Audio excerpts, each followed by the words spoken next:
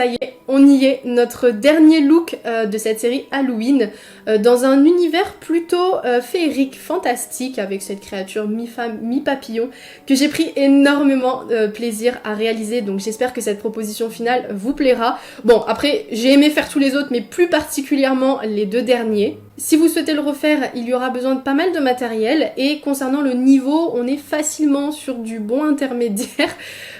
Voilà, mais je vous laisse découvrir tout ça dans le tuto, c'est parti. Dans un premier temps, je m'occupe de la création de mes ailes, donc comme j'avais fait un face chart avant, je redessine simplement par-dessus avec une feuille de calque en faisant quelque chose d'un peu plus gros pour que ce soit adapté à la forme de mon visage. Je découpe le tout et petite astuce, plier votre feuille en deux, ça permet d'office d'en couper deux, ça va plus vite et au moins on est sûr que ce soit égal. Et pareil, je coupe aussi à l'intérieur de l'aile supérieure en prévision du placement de mon œil. Toujours avec mon crayon à papier, je dessine les rainures et je fais assez au feeling, hein. Le but c'est que ça reste aléatoire et quand tout me convient, je repasse par-dessus au feutre noir. Alors bien évidemment si je fais le haut, je fais le bas, donc pareil, coup de crayon en premier puis le remplissage au feutre. Pour finir avec les petits papillons qui iront sur le buste qui étaient déjà prédécoupés, donc j'ai juste eu à les colorier. Passons à la partie maquillage où je commence à faire deux repères avec le nude de Make Up Forever, donc principalement pour savoir où s'arrêteront mes ailes. Je mets de la spirit gomme à l'endroit de mon front où il y aura mon troisième œil et d'ailleurs ceux-là proviennent d'Amazon. J'étais super contente de mon achat parce que je trouve qu'ils font assez réels et afin de donner l'impression que l'œil sort bien de ma peau, je rajoute de la Plastona de chez MAC Pro avec deux petits boudins que je vais venir ensuite étirer, affiner de sorte à ce qu'on ne voit plus les bords et que ça soit le plus fondu possible. Et comme c'est pas hyper simple avec la spatule d'avoir une surface bien ronde et lisse, j'utilise aussi le bout de mes doigts. Je creuse le bord qui revient vers l'intérieur de l'œil pour lui donner de la profondeur. À ce moment-là, je rajoute mes lentilles. Sur la palette de fard gras Ismine, je prélève le bleu turquoise ainsi qu'un peu de blanc pour l'éclaircir, puisque je voulais plus un teint pâle que bleu pétant, et avec une éponge humidifiée, je fonds l'ensemble en faisant doucement aux abords de la prothèse pour ne pas risquer de l'arracher, ce serait quand même dommage.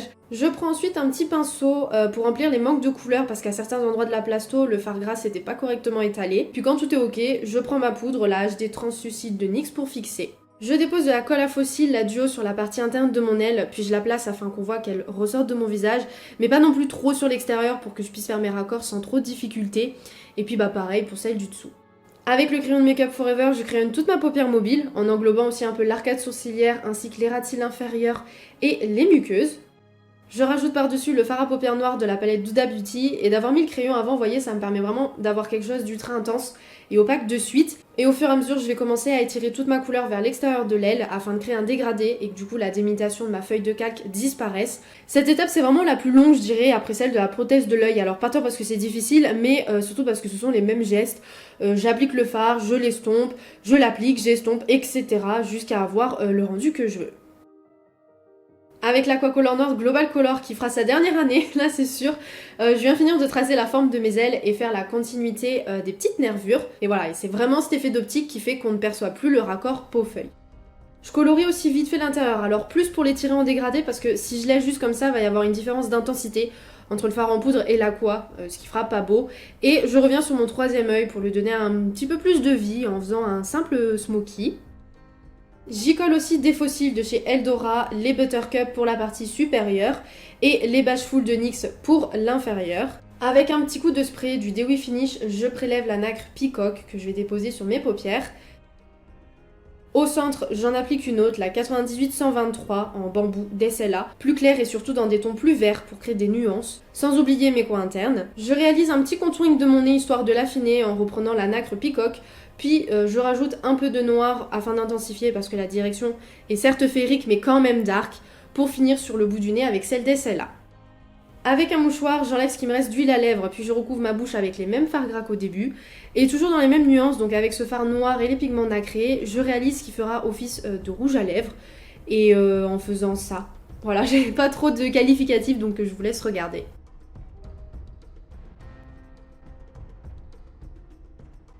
Je trouve au final que sur l'œil du front, il manquait un petit truc, donc j'en ai profité pour ajouter aussi de la nacre. Afin que mes cils se fondent bien avec les faux cils, j'ai mis du mascara. En parlant d'eux, ce sera les B802 d'Eldora, et pour le dessous sur du plus grand que d'habitude, sinon avec le noir on n'aurait rien vu, les Jezebel, et pareil, hein, on est arrivé au bout là, comme les aquas, je les ai surusés. Et je termine avec quelques points entre les yeux, avec mon aqua, parce que pareil, je trouvais qu'il manquait un petit détail, donc je suis revenue là-dessus. Pour la partie buste, étant donné que c'est une zone plus grande, j'ai plutôt pris des aquas que j'ai mélangés ensemble pour retrouver la même couleur que sur le visage. En fait, le Pharao me permet de faire des gestes beaucoup plus grands dans l'application, donc c'est plus rapide. Une fois que l'aplat était sec, j'ai rajouté un peu partout des coups de pinceau blanc. Et avec le même fard noir, j'ai créé des ombrages que j'ai descendus sur le cou et le long des épaules. Sans oublier les fameuses nacres, la peacock et la 98-123 que j'aurais vraiment mises à chaque coin de ce make-up. Par-dessus, je colle des strass de tailles différentes. Cela, ça fait un bail. Hein. Je sais plus d'où ils viennent exactement, mais à mon avis, encore d'un magasin d'art créatif. Et je termine avec mes 3 derniers papillons, puis ma perruque de chez Eva Air.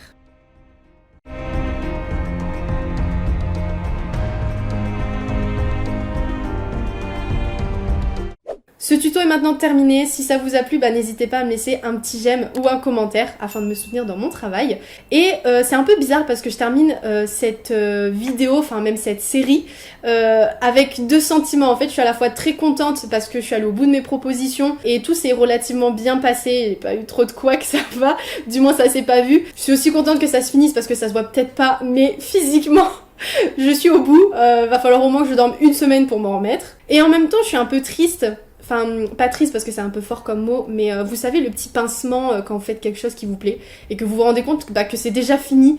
Et voilà. Exceptionnellement, je ne vous dis pas la semaine prochaine parce que je vais quand même un petit peu me reposer et surtout, il faut que je remette mes affaires en ordre parce que j'ai réussi tant bien que mal à garder un peu la pièce rangée, mais c'est pas complètement ça. Va falloir que je change le fond et j'aimerais aussi voir l'organisation pour le mois de décembre parce que j'aimerais quand même vous concocter quelque chose pour Noël et de faire comme ça va me permettre de réfléchir plus posément sans être dans le stress des publications, ça sera vraiment plus simple. Donc en tout cas, j'espère vraiment que tout ce contenu du mois d'Halloween vous aura plu. Moi c'est vraiment une période que j'adore, donc j'espère que j'aurai réussi à vous partager ça. Ça m'a fait vraiment très plaisir même si c'est toujours un peu fatigant. Et puis sinon on se retrouve très vite. Ciao!